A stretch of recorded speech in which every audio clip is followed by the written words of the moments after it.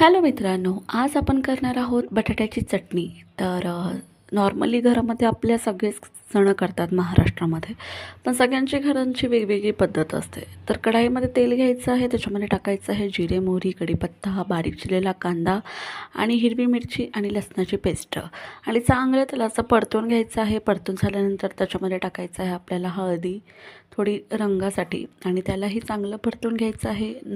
मीठ टाकायचं आहे चवीनुसार आणि उकडलेले बटाटे हे टाकायचे आहेत.